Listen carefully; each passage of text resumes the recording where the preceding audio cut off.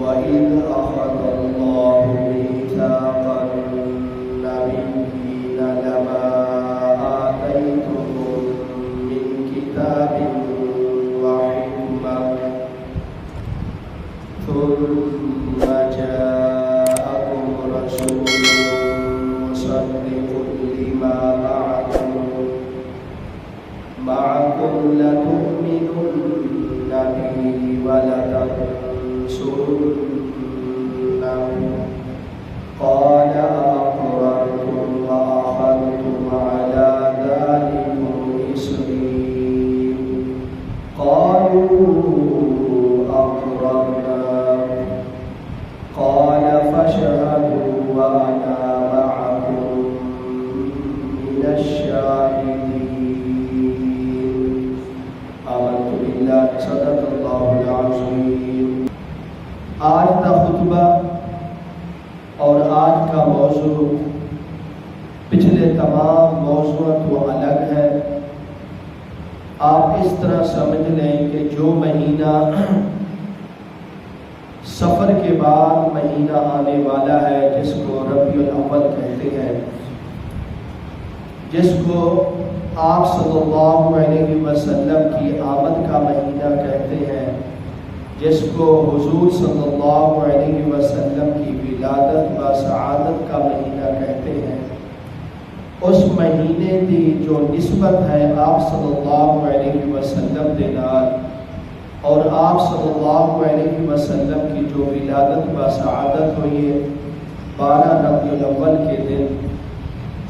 اسی نسبت نال آج کے اس خطبے کے اندر اس طرح سمجھ لیں کہ انشاءاللہ سفر کے جتنے جمعے بچ گئے 2 یا 3 جمعے، انہاں دے اندر بھی شان مصطفیٰ، مقام مصطفیٰ، عظمت مصطفیٰ، ذکر مصطفیٰ بیان ہوگا، اور انشاءاللہ ربیع الاول کے مہینے کے اندر بھی انشاءاللہ حضور صلی اللہ علیہ وسلم کی شان اور مقام کا ذکر ہوگا۔ آپ اس طرح سمجھ لیں کہ انشاءاللہ اللہ تعالیٰ نے اگر مجھے توفیق دی تو میں انشاءاللہ ہر موضوع کو الگ الگ آپ کے سامنے بیان کروں گا۔ آپ صلی اللہ علیہ وسلم کی اس سیرت اور شان سے ذکر کریں گے انشاءاللہ جس سیرت اور شان کو اللہ تبارک و تعالی خود بیان کرتا ہے۔ آپ صلی اللہ علیہ وسلم کی شان اور مقام اتنی بڑی شان اور مقام ہے جس کا کوئی اندازہ نہیں کر سکتا۔ اس طرح سمجھ لیں اولیاء کرام، بزرگان دین، علماء کرام فرماتے ہیں کہ آپ صلی اللہ علیہ وسلم کی شان بیان کرنے کے لیے کوئی اعلیٰ ہستی چاہیے، اعلیٰ مقام مرتبے والا بلند انسان چاہیے جو کہ حضور صلی اللہ علیہ وسلم کی شان کو بیان کر سکے۔ ہم تو گناہ گار ہیں، ہم تو خطا کار ہیں، ہم تو غلطیوں پر ہیں، لیکن ہماری نہ وہ زبان کے اندر اتنی سکت ہے، نہ ہمارے ان الفاظوں میں اتنی سکت ہے، نہ ہمارے اعمال میں اتنی طاقت اور سکت ہے۔ ہم تو صرف آپ صلی اللہ علیہ وسلم کی بارگاہ کے اندر ایک حاضری لگا رہے ہیں اور اپنی محبت کا ایک نذرانہ پیش کر رہے ہیں کہ اسی بھی آپ صلی اللہ علیہ وسلم کے نال محبت کرنے والے ہیں، اور اسی محبت کے نتیجے کے اندر اساں حضور صلی اللہ علیہ وسلم کی بارگاہ کے اندر اے ہدیۃً تحفۃً نذرانۃً پیش کریں گے۔ اور اسی موضوع پہ بڑا انوکھا جملہ ہے کہ جس وقت حضرت یوسف علیہ السلام کو مصر کی منڈی کے اندر فروخت کیا گیا، بیچا گیا، بولی لگائی گئی، تو حضرت یوسف علیہ السلام کو خریدنے کے لیے بڑے بڑے مالدار لوگ ہیں، بڑے بڑے تاجر لوگ ہیں، پیسے والے لوگ ہیں۔ کچھ لوگوں کے پاس پیسہ تھا، کسی کے پاس سونا تھا، کسی کے پاس چاندی تھا، وہ سب اس انتظار میں کھڑے ہیں کہ یوسف علیہ السلام کی کب بولی لگے گی تو ہم اپنا مال قربان کر کے ہم یوسف علیہ السلام کو خرید لیں گے۔ اور اسی ہی وپاریوں کی صف میں ایک کمزور بوڑھی عورت، ایک ضعیف العمر بوڑھی عورت جو کہ اپنے سر پر ایک روح کی چھوٹی سی گٹھڑی بڑھا کر اپنے سر پر رکھ کر وہ بھی منڈی میں داخل ہو گئی۔ کسی نے پوچھا کہ اے ماں، تم اس مصر کی منڈی میں کیا کرنے جا رہی ہو؟ تو اس بوڑھی ماں نے کہا کہ میں یوسف علیہ السلام کو خریدنے جا رہی ہوں۔ تو پوچھنے والے نے کہا کہ ماں، اس منڈی میں بڑے بڑے تاجر لوگ آئے کھڑے، بڑے بڑے وپاری لوگ آئے ہوئے ہیں، ان کے پاس پیسہ ہے، ان کے پاس سونا ہے، ان کے پاس چاندی ہے، ان کے پاس ہیرے جواہر ہیں، کہ اے اماں، آپ ان بڑے مالدار تاجروں کا کیا مقابلہ کر سکیں گے؟ آپ کے پاس تو وہ دولت دنیا کی نہیں ہے، آپ کے پاس تو تھوڑی سی روئی ہے جس کی نہ کوئی قیمت ہے، نہ کوئی حیثیت ہے، نہ کوئی اس کی یعنی کہ کوئی مقام ہے۔ آپ روئی کے بدلے یوسف علیہ السلام کو کس طرح خرید کر جائیں گے؟ روایات کے اندر آتا ہے اس بوڑھی ماں نے کہا، او منڈی کے وپاریوں، مجھے پتہ ہے میرے پاس مال نہیں ہے، مجھے علم ہے میرے پاس دنیا کی دولت نہیں ہے، مجھے علم ہے کہ میرے پاس وہ دولت نہیں ہے جو دولت اس منڈی کے اندر وپاری لے کر آئے ہوئے ہیں، جو کہ یوسف علیہ السلام کا مل لگا کر اس کو خرید کر لے جائیں گے، لیکن میرے پاس اگر دنیا کی دولت نہیں ہے تو میرے پاس یہ بہانہ تو ہے نا، اگر کل قیامت والے دن اللہ تعالیٰ مجھ سے پوچھے گا، سوال کر لے، کسی سے بھی سوال کر لے، وہ کون ہے جو یوسف علیہ السلام کو خریدنے گئے تھے، یوسف علیہ السلام کے ساتھ محبت کے لیے، تعاون کے لیے خریدنے گئے تھے، میں کل قیامت والے دن یہ تو کہہ سکوں گی کہ پروردگار، اگر میرے پاس دنیا کی دولت نہیں تھی لیکن میرے پاس کوئی دنیا کا زیادہ سرمایہ تو نہیں تھا، جو میرے پاس تھا روئی تھی، میں وہ لے کر منڈی میں تو چلی گئی ہوں، تو اللہ تعالیٰ کل قیامت والے دن دولت کو نہیں دیکھیں گے، سرمایہ کو نہیں دیکھیں گے، پیسے کو نہیں دیکھیں گے، سونے چاندی کو نہیں دیکھیں گے، بلکہ اللہ تعالیٰ دلوں کے دیکھیں گے کہ ان کے دلوں میں میرے پیغمبر حضرت یوسف علیہ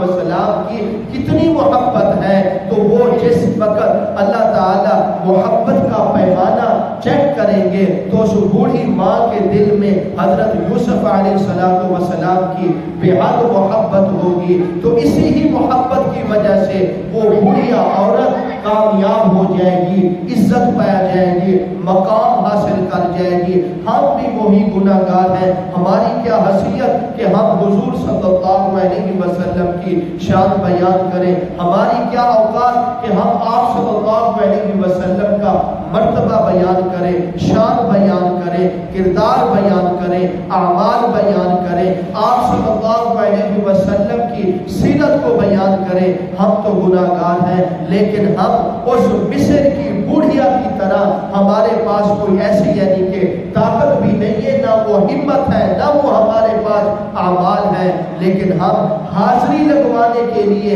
آپ صلی اللہ علیہ وسلم کی خدمت میں، یہ آپ صلی اللہ علیہ وسلم کی محبت میں، یہ حضور صلی اللہ علیہ وسلم کی شان جو ہم بیان کریں گے، کل قیامت والے دن اگر اللہ تعالیٰ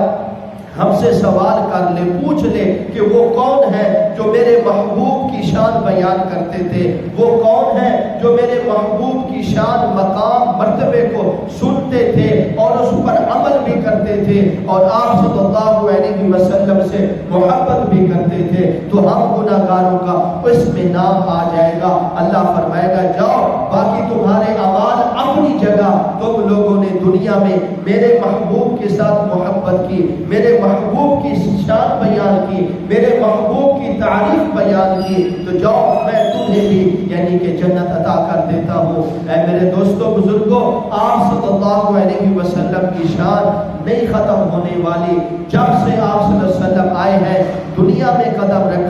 یہ تو 1400 صدیاں ہو چکی ہیں نا، یہ تو کم وقت ہے، اس سے بھی زیادہ اللہ اکبر آپ صلی اللہ علیہ وسلم کی جو شان ہے وہ دنیا تو ختم ہو سکتی ہے، لیکن آپ صلی اللہ علیہ وسلم کی نہ شان ختم ہو سکتی ہے، نہ مقام ختم ہو سکتا ہے، نہ مرتبہ ختم ہو سکتا ہے۔ علماء کرام فرماتے ہیں اے دنیا والوں، اگر تم دنیا کے جتنے درخت ہیں، دنیا کے اندر جتنے درخت موجود ہیں، ان درختوں کی آپ یعنی کہ قلموں کو تیار کر لیں، ان درختوں کو کاٹ کاٹ کے قلم تیار کرنا شروع کر دیں اور سمندر کی سیاہی بنا لیں، سمندر کے پانی کی سیاہی بنا لیں، دنیا کے دریاؤں کے پانی کی سیاہی بنا لیں، اور پھر آپ ان سیاہی کو تیار کر کے درختوں کی قلموں کو تیار کر کے انسانوں کو حکم دیں وہ لکھنے بیٹھ جائیں، فرشتوں کو حکم دیں وہ لکھنے بیٹھ جائیں، اور پھر اسی طرح جنات کو حکم دیں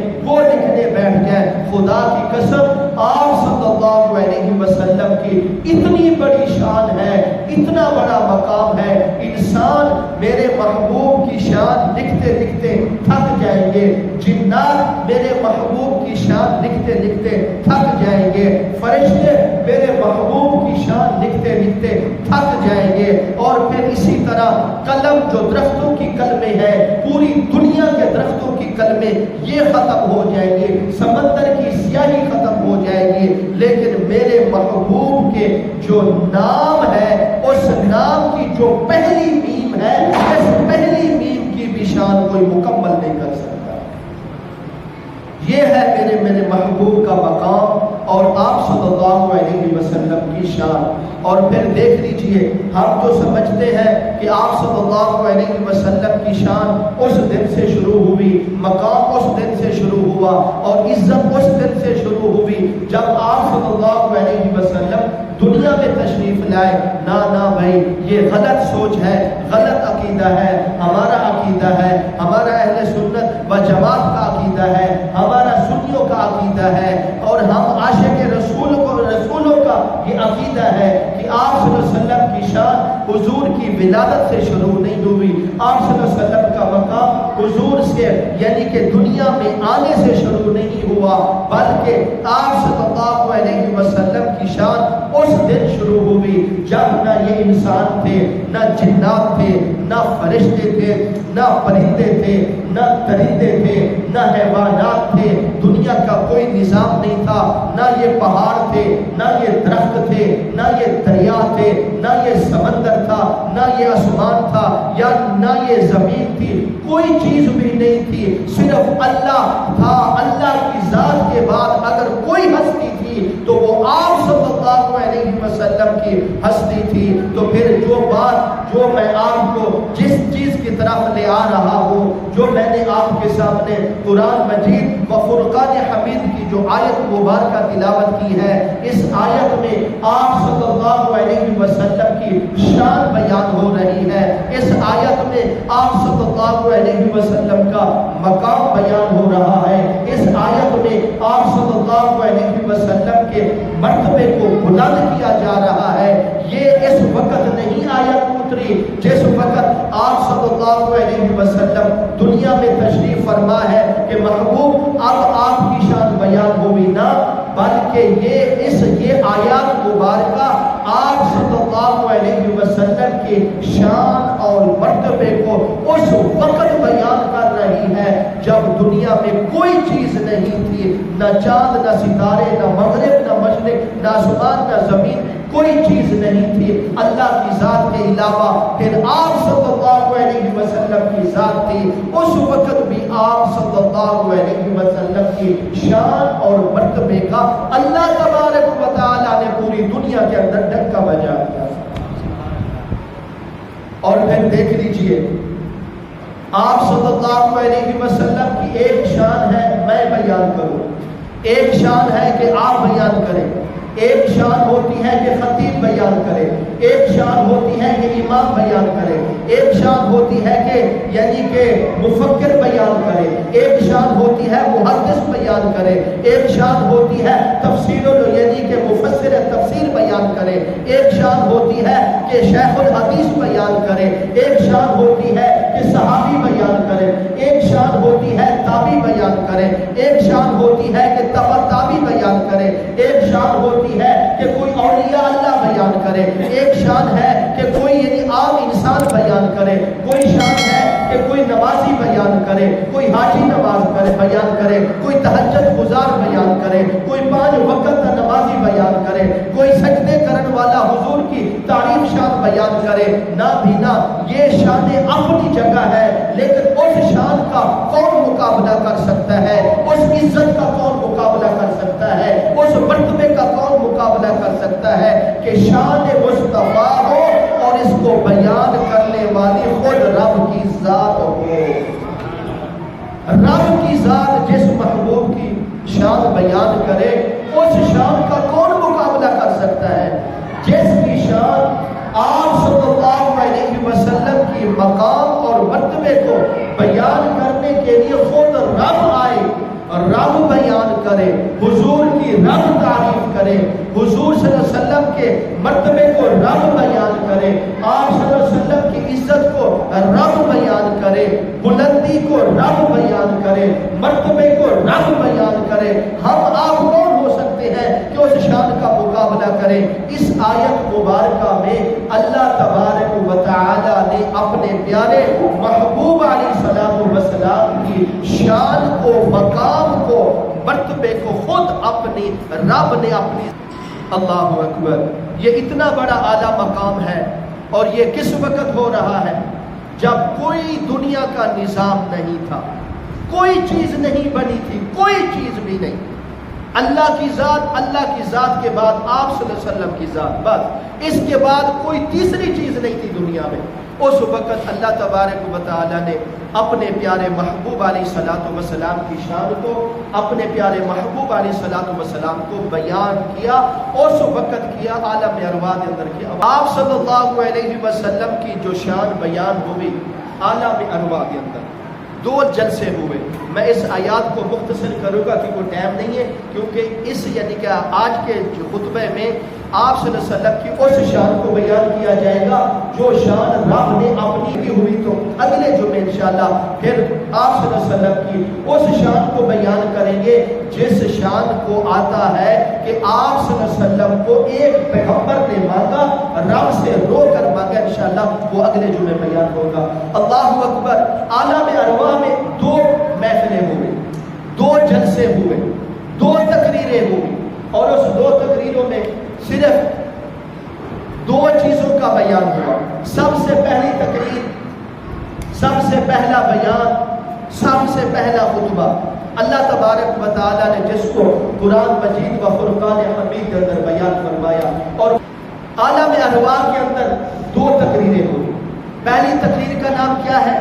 اللہ تعالی نے تمام انسانوں کی روحوں کو پیدا کیا، کیونکہ اس وقت نہ آسمان تھا، نہ زمین تھی، نہ مغرب، نہ مشرق، نہ فرشتے، نہ جنات، کوئی چیز نہیں تھی۔ اس وقت صرف انسانوں کی روحوں کو اللہ تعالیٰ نے جمع کیا عالم ارواح کے اندر، اور پھر عالم ارواح کے اندر جمع کر کے اللہ تبارک و تعالیٰ نے تمام روحوں کو، اور اس پہلے جلسے میں، پہلے یعنی کہ اجلاس میں یا پہلی ہی محفل میں تمام انسانوں کی روحیں تھیں، اور وہ کیسی روحیں تھیں؟ پیغمبروں کی بھی روحیں تھیں، صحابہ کی بھی روحیں تھیں، تابعیوں کی بھی روحیں تھیں، تبع تابعیوں کی بھی روحیں تھیں، نیک لوگوں کی بھی روحیں تھیں، اور پھر گناہ گاروں کی بھی روحیں تھیں، اللہ کو ماننے والوں کی بھی روحیں تھیں، اللہ کا انکار کرنے والوں کی بھی روحیں تھیں۔ تمام انسانیت، جو انسان قیامت تک پیدا ہوگا، ان تمام انسانوں کی روحیں جمع تھی عالم ارواح کے اندر، اور اللہ تبارک و تعالیٰ نے ان تمام انسانوں کی روحوں کے سامنے مختصر جملہ ارشاد فرمایا۔ اللہ کیا فرماتے ہیں؟ اللہ تمام انسانوں کی روحوں کو جمع کر کے فرماتے ہیں کہ الستو بربکم، اے انسانوں، الستو بربکم، میں تم سے وعدہ لیتا ہوں، بتاؤ کہ الستو بربکم، کیا میں تمہارا رب ہوں یا نہیں؟ اللہ تعالیٰ نے صرف یہی جملہ کہا، الستو بربکم، بتاؤ کیا میں تمہارا رب ہوں یا نہیں؟ سب نے کہا قالوا بلا، اے پروردگار تو ہمارا رب ہے، ہم سب کہتے ہیں تو ہمارا رب ہے۔ پیغمبر نے بھی کہا تو ہمارا رب ہے، صحابہ نے بھی کہا تو ہمارا رب ہے، تابعیوں نے بھی کہا تو ہمارا हमारा रब है। ताबियों ने भी कहा तू हमारा रब है, हाजियों ने भी कहा तू हमारा रब है, तहज्जुद गुजारों ने भी कहा तू हमारा रब है, नेकोकारों ने भी कहा तू हमारा रब है, गुनाहगारों ने भी कहा तू हमारा रब है, रब को मानने वालों ने भी कहा तू हमारा रब है, रब का इनकार करने वालों ने भी कहा तू हमारा रब है। आलम अरवाह के अंदर जिस वक्त अल्लाह तबारक व तआला ने यही जुमला फरमाया अलस्तु बिरब्बिकुम, ऐ बताओ क्या मैं तुम्हारा रब हूं या नहीं, तो सब ने कहा कालू बला, परवरदिगार तू हमारा रब है, हम इकरार करते हैं, हम अपनी जबान से कहते हैं, हम वादा करते हैं, हम एक पक्का पुख्ता वादा करते हैं, हाँ तू ही हमारा रब है, तू ही हमारा परवरदिगार है। जिस वक्त अल्लाह तबारक व तआला ने ये बात मनवा ली तो फिर अल्लाह ताला ने सबको वापस भेज दिया, सब चले गई। मुख्तसर इजलास, मुख्तसर बयान, मुख्तसर खुतबा, मुख्तसर बयान, और इस तमाम इजलास में इंसानियत जो क़यामत तक पैदा होने वाले इंसान हैं उनकी तमाम इंसानों की रूहां जमा हो चुकी थी। अल्लाह ताला ने मुख्तसर जुमले के अंदर फरमाया अलस्तु बिरब्बिकुम, क्या मैं तुम्हारा रब हूँ? सब ने कहा कालू, कहते हैं सब कालू बला, तू ही हमारा रब है। जलसा खत्म, महफिल खत्म, सब चले गए, वापस हो गए। अब इसके बाद दूसरा जलसा अल्लाह तबारक व तआला ने किया, दूसरी महफिल अल्लाह ताला ने सजाई, फरमाया और उस प्रोग्राम में, उस महफिल में, उस इजलास में कोई आम बंदा नहीं सी, उस इजलास में ऐरा गैरा नहीं सी, उस इजलास में सिर्फ और सिर्फ वो मुकद्दस जमात थी जिस जमात को अंबिया अलैहिस्सलातु वस्सलाम कहते हैं, जिस जमात को पैगंबर कहते हैं, जिस जमात को रसूल कहते हैं, जिस जमात को नबी कहते हैं, जिस जमात को आला अफजल पैगंबर कहते हैं। दूसरे इजलास में सिर्फ और सिर्फ नबियों की रूहें थी,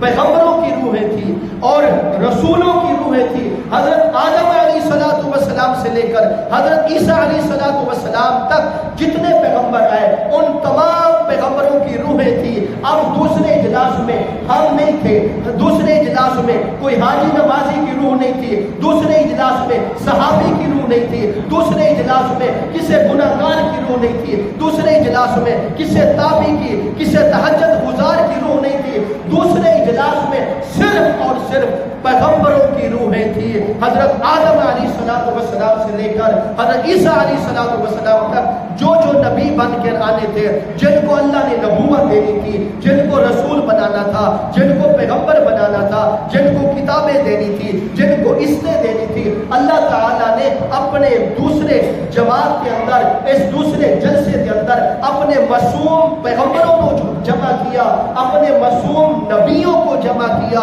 और फिर इन पैगंबरों को जमा करने के बाद अल्लाह तबारक व तआला अपनी ज़बान से अपने महबूब की शान खुद बयान कर रहे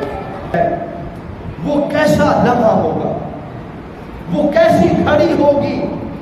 जिसमें सामीन सुनने वाले सिर्फ नबी हो, सिर्फ नबी,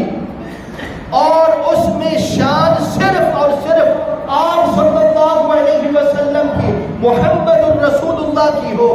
और फिर उस शान को बयान करने वाली खुद रब की जात हो। फिर उस जलसे का क्या कहना होगा, उस महफिल का क्या कहना होगा, उस इजलास का क्या कहना होगा। खुदा की कसम वो नबी भी सबसे आला, जो सुनने वाले हैं उनका मकाम आला, उनकी इज्जत आली, उनका मर्तबा आला, उठना आला, उनका बैठना आला, उनका चलना आला, उनका फिरना आला, उनका सोना आला, उनका जागना आला, उनका देखना आला, उनका बोलना आला, उनका सुनना आला, उनका देखना आला, उनका पकड़ना आला, उनका चलना आला, उनका खाना आला, उनका पीना आला। अगर वो किसी से बात करे जिससे बात कर रहे हैं, अल्लाह उनको भी आला बना देता है। इतने आला पैगंबर हजरत आदम से लेकर हजरत ईसा अलैहिस्सलातु वस्सलाम तक, इतने जलील और कदर पैगंबर, वो मासूम पैगंबर, वो आला पैगंबर।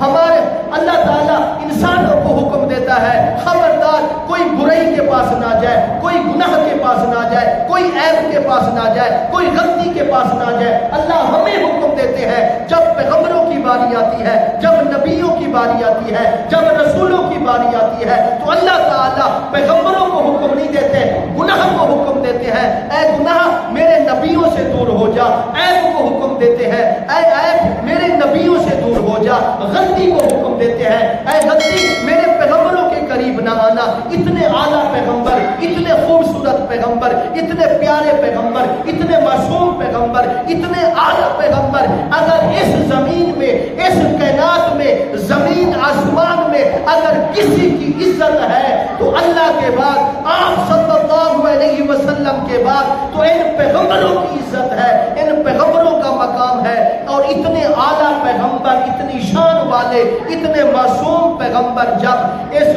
دوسرے اجلاس میں کھڑے ہو کر آپ صلی اللہ علیہ وسلم کی شان سن رہے ہوں گے، اس وقت کیا نظارہ ہوگا، اس وقت کیا یعنی کہ سما ہوگا، اس وقت کیا لطف ہوگا، اس وقت کیا سرور ہوگا۔ سننے والے پیغمبر ہیں گے، جس کی شان بیان ہو رہی ہے وہ محمد رسول اللہ ہے گے، اور جو شان بیان خود کر رہا ہے اس کو رب العالمین کہتے ہیں، اس کو احکم الحاکمین کہتے ہیں، اس کو تمام جہانوں کا بادشاہ کہتے ہیں، اس کو مشکل حل کرنے والا کہتے ہیں۔ وہ اللہ اپنی زبان سے اپنے محبوب کی شان بیان کر رہا ہے، اس سمے کا کیا کہنا ہوگا۔ اب تمام پیغمبر جمع ہے، تمام رسول جمع ہے، اللہ تبارک و تعالیٰ نے ان تمام پیغمبروں کے سامنے ایک چیز کو رکھ دیا، وہ کیا ہے؟ اللہ تعالیٰ کا قرآن کہتا ہے، فرمایا کہ وَإِذْ أَخَذَ اللَّهُ مِيثَاقَ النَّبِيِّينَ، اللہ تبارک و تعالیٰ نے عالم ارواح کے اندر جب اس کائنات کا کوئی ذرہ باقی نہیں تھا، کوئی چیز وجود میں نہیں آئی تھی، تو اللہ تعالیٰ نے پھر اس عالم ارواح کے اندر تمام انبیاء علیہ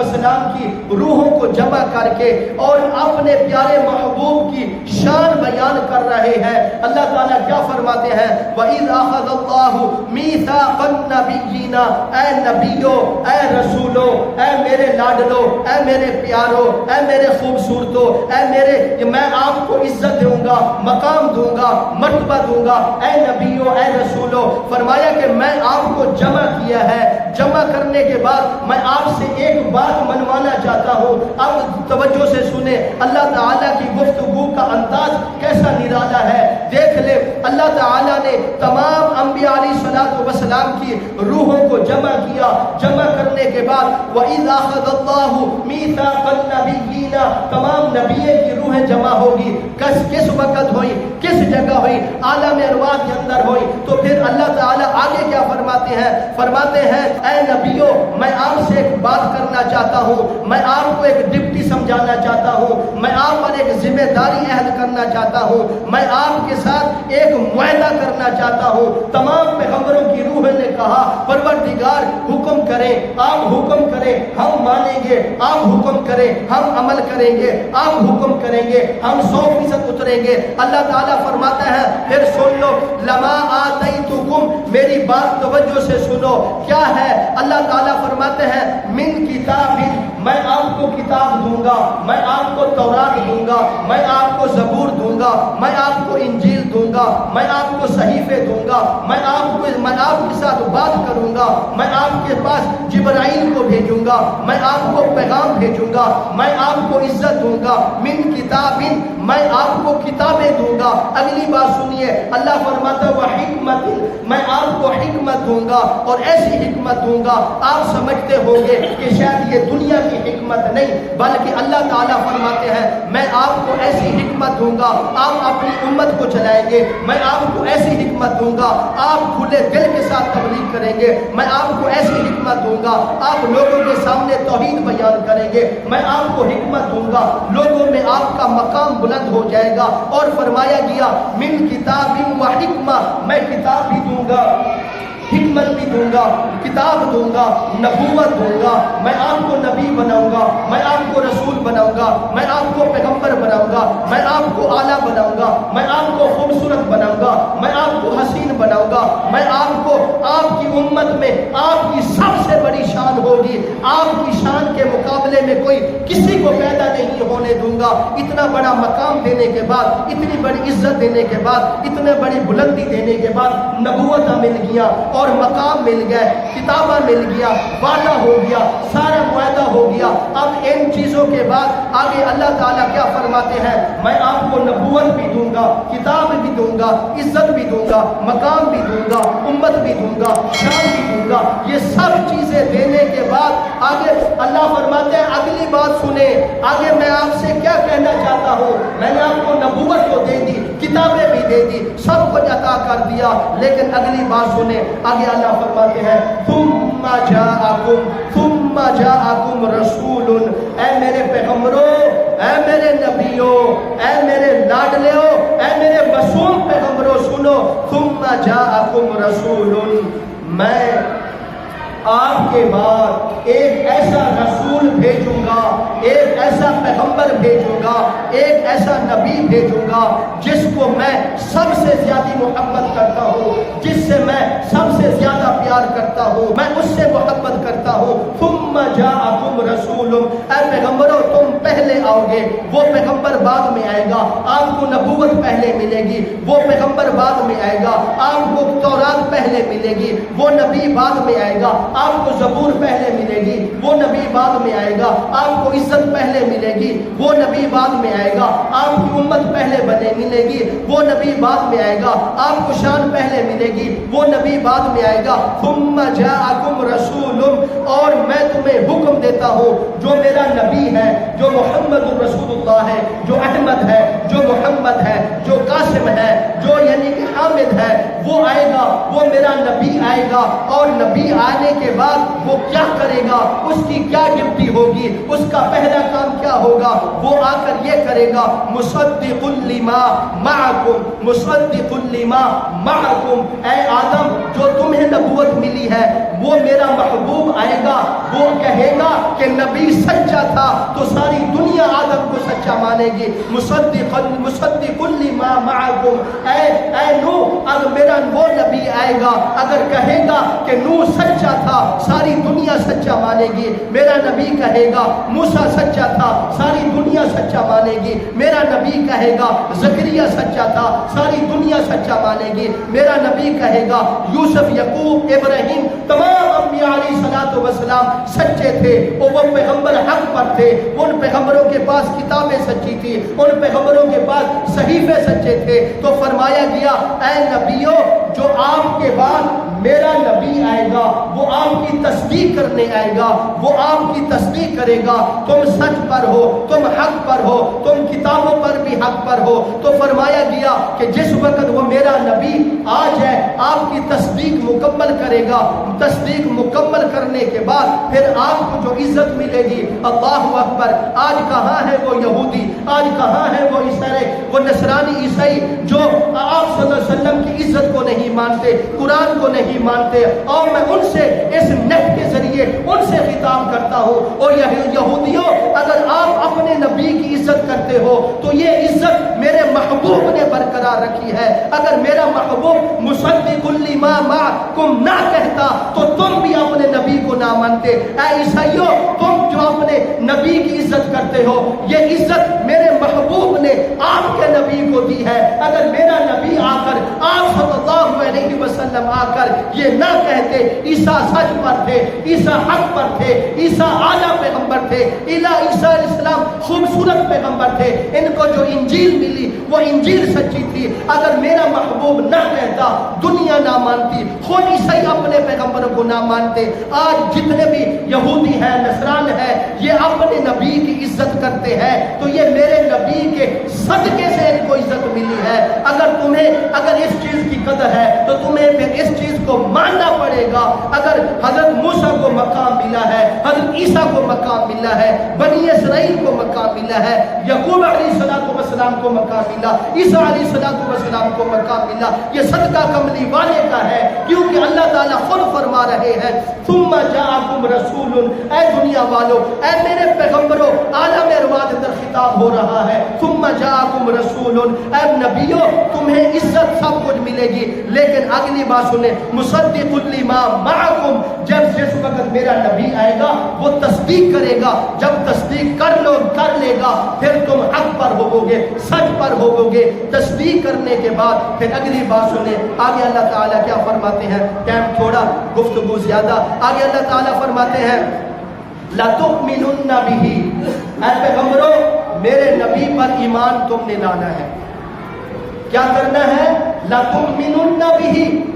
میرے پیغمبر پر ایمان لانا ہے۔ اگلی بات سنیں، وَلَتَنْصُرُنَّ، اور اس کی مدد بھی کرنی ہے۔ اللہ اکبر۔ اب اگر یہ دو جملے سن لیں شاید جلدی سمجھ نہیں آئے گا۔ پہلے تو اللہ نے فرمایا کہ ثُمَّ جَاءَكُمْ رَسُولٌ، وہ تم سے بعد میں آئے گا۔ پھر آگے اللہ تعالیٰ فرماتے ہیں مُصَدِّقٌ لِمَا مَعَكُمْ، وہ آپ کی تصدیق کرے گا۔ پھر آگے اللہ تعالیٰ فرماتے ہیں لَتُؤْمِنُنَّ بِهِ، تم اور اس پر ایمان لانا ہے۔ پھر آگے اللہ فرماتے ہیں وَلَتَنْصُرُنَّ بِهِ، پھر تم اس کی مدد کرنی ہے۔ اب سب پیغمبر پریشان ہو جاتے ہیں، سب پیغمبر یعنی مایوس ہو جاتے ہیں، پروردگار پہلے تو آپ کہتے ہیں وہ آپ سے بعد میں آئے گا، آدم کے بعد آئے گا، نوح کے بعد آئے گا، عیسیٰ کے بعد آئے گا، زکریا کے بعد آئے گا، موسیٰ کے بعد آئے گا، ابراہیم کے بعد آئے گا، یعقوب کے بعد آئے گا، یوسف کے بعد آئے گا، تمام نبیوں کے بعد آئے گا۔ ثم جاءکم، ثم کا معنی پھر آئے گا، بعد میں آئے گا۔ پروردگار جب وہ آئے گا بعد میں تو ہم کس طرح ایمان لائیں گے؟ جب وہ آئے گا بعد میں ہم کس طرح اس کی مدد کریں گے؟ اللہ اکبر۔ اللہ تعالیٰ نے فرمایا تم یہ ایمان بنا لو کہ جب آدم تمہیں نبوت مل جائے، جب تم اپنی قوم کے پاس جانا، توجہ سے سنا میری بات،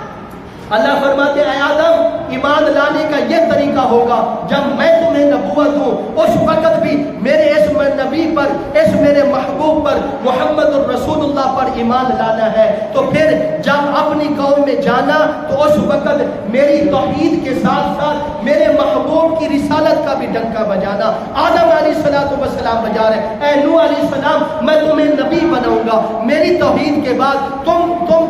پر بھی یہ حق ہے کہ میرے محبوب کی رسالت کا ڈنکا بجانا۔ اے موسیٰ، اے عیسیٰ، اے روح اللہ، تمہیں بھی حکم دیتا ہوں تم جب اپنے علاقوں میں جانا، اپنی قوم کے پاس جانا، تمہارا بھی حق بنتا ہے توحید رب کی بیان کرنا اور رسالت کملی والے کی بیان کرنا، اور یہ ہے ایمان لانا، اور یہ ہے وَلَتَنْصُرُنَّ بِهِ، اور فرمائے وَلَتَنْصُرُنَّ، اور مدد کرنی ہے۔ مدد سے کیا مراد؟ جب وہ پیغمبر آپ کے پاس آ جائے، جب وہ نبی آ جائے، تم اپنی نبوت کو چھوڑ دینا، اپنے عقیدے کو چھوڑ دینا، اپنی کتابوں کو چھوڑ دینا، میرے محبوب پر ایمان لانا، میرے محبوب پر عقیدہ رکھنا، میرے محبوب کے ہاتھ پر ہاتھ رکھ کے بیعت کر لینا، اور خود بھی کرنا، اپنی امت کو بھی حکم دینا۔ اب تمام انبیاء علیہ السلام جو اپنے علاقوں میں تبلیغ انہوں نے کی ہے، تو ان تبلیغ میں دو چیزیں تھی، یا رب کی توحید تھی یا رسالت تھی۔ آپ صلی اللہ علیہ وسلم نے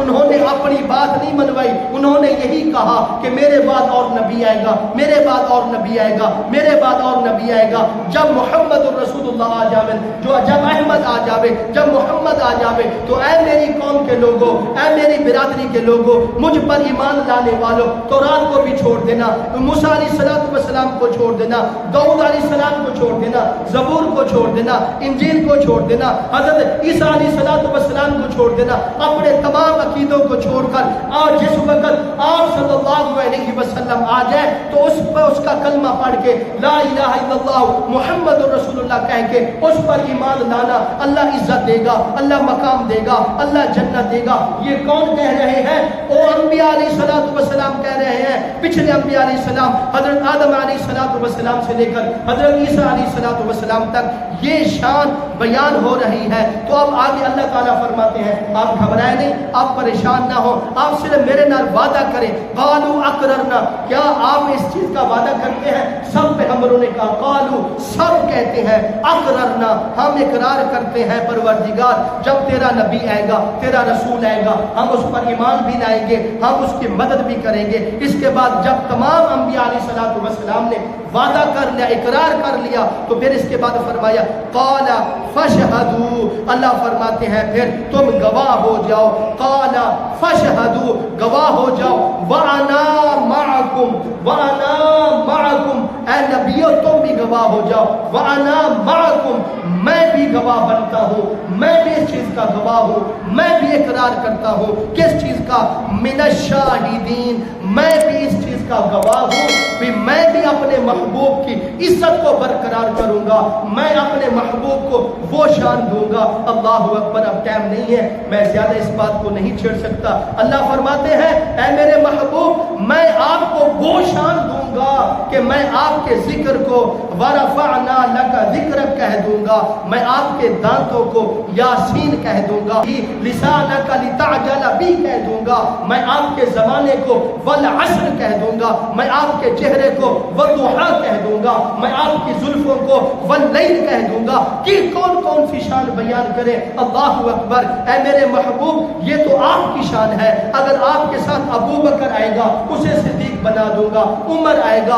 اسے فاروق اعظم بنا دوں گا، عثمان آئے گا اسے ذوالنورین بنا دوں گا، علی آئے گا اس کو حیدر قرار اسد اللہ بنا دوں گا، اللہ کا شیر بنا دوں گا، اور اسی طرح ابو ہریرہ آئے گا اسے حافظ الحدیث بنا دوں گا، عبداللہ ابن عباس آئے گا اسے مفسر قرآن بنا دوں گا، اور جو بھی تیرے ساتھ جڑ جائے گا اسے اعلیٰ بنا دوں گا۔ وہ تو اعلیٰ ہستیاں ہیں، ہم تو گناہگار ہیں۔ اگر اللہ فرماتے ہیں اے دنیا والوں اگر تم بھی میرے محبوب کے ساتھ جڑ جاؤ، تم بھی میرے محبوب کی اتباع کرو، تم بھی میرے محبوب کے نقش قدم پر چلنا شروع کر دو، میرے محبوب کی ہر بات کو ماننا شروع کر دو، میرے محبوب کی ہر شریعت پر عمل کرنا شروع کر دو، اللہ فرماتا ہے میں خود رب کہتا ہوں میرے محبوب کی تابع داری کرنا تمہارا کام ہے، جنت کے 8 دروازے کھول دینا میں رب کا۔ یہ عزت بھی اللہ تعالی ہمیں آپ صلی اللہ علیہ وسلم کے صدقے دی ہے۔ یہ وہ آیت مبارکہ جو میں نے آپ کے سامنے، اس میں اور بہت ساری چیزیں ہیں لیکن مجھے وقت اجازت نہیں دیتا، میں زیادہ اس آیات میں گوتے نہیں مارنا چاہتا، زیادہ موتی نہیں ڈھونڈنا چاہتا کیونکہ وقت کم ہے۔ اشارہ کرتا ہوں، دیکھ لیں ایک شان تو میں بیان کرتا ہوں، ایک شان حضور کی آپ بیان کریں، ایک شان کوئی اور عالم آ کر بیان کرے، لیکن میں اس شان کا کیا کہہ لوں، کیا کہوں جس شان کو خود رب بیان اپنی زبان سے کر رہا ہے، اور مجمع انبیاء علیہ الصلوۃ والسلام کا ہے، اور شان مصطفیٰ کی بیان ہو رہی ہے، اور کب ہو رہی ہے؟ عالم ارواح کے اندر ہو رہی ہے، جب اس دنیا کا کوئی نظام، کوئی ذرہ نہیں پیدا ہوا تھا، اس وقت اللہ تعالیٰ نے اپنے محبوب کی شان کا، مقام کا، مرتبے کا ایسا ڈنکا بجایا کہ خدا کی قسم دنیا تو ختم ہو جائے گی، کروڑیں قیامتیں تو آ جائیں گی، لیکن میرے اور آپ کے محبوب کی شان ذرا برابر، ایک زلف کی بال کے برابر بھی شان مکمل نہیں ہو سکتی۔ ایسی اللہ تعالیٰ نے آپ صلی اللہ علیہ وسلم کو شان دی ہے۔ پھر ہم کتنے خوش نصیب ہیں، کتنے نصیبوں والے ہیں، اللہ نے ہمیں وہ پیغمبر دیا، وہ رسول دیا، وہ نبی دیا جو تمام نبیوں کا سردار، دونوں جہانوں کا سردار۔ اے